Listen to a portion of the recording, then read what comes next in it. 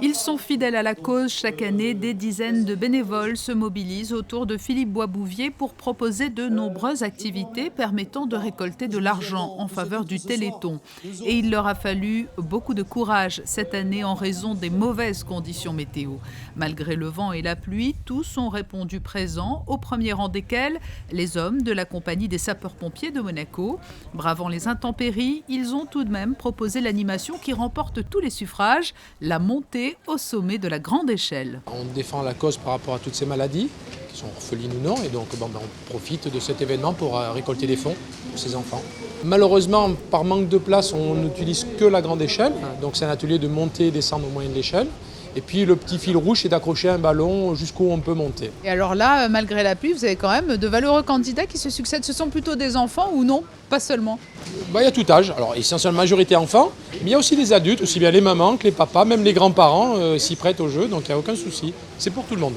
À l'abri, sous une tente, mais pas vraiment au chaud, l'association des parents d'élèves de Monaco, elle aussi, a montré l'exemple en se mobilisant pour le Téléthon. Une grande collecte de vêtements et de jeux a permis de monter un grand stand. C'est un engagement très important parce que grâce aux dons de tous les parents dans les écoles que nous avons été récupérés, donc que vous voyez ici, vêtements, objets de puériculture et peluches, nous participons donc à ce Téléthon et nous espérons faire mieux que l'année dernière puisque nous avions quand même récolté une somme de 3 200 € en vendant des petits objets à 1-2 euros.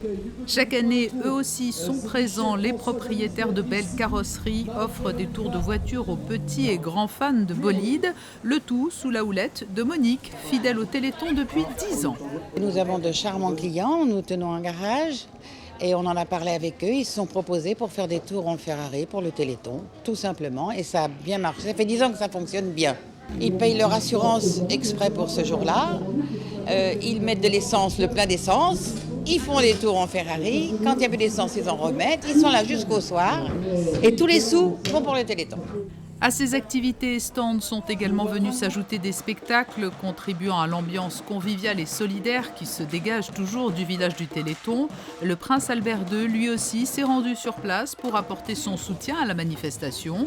Ce n'est qu'au printemps prochain que l'on connaîtra très exactement le montant total des fonds récoltés en principauté. Traditionnellement, la somme est un petit peu plus supérieure à celle des promesses de dons effectuées lors des 30 heures que dure le Téléthon.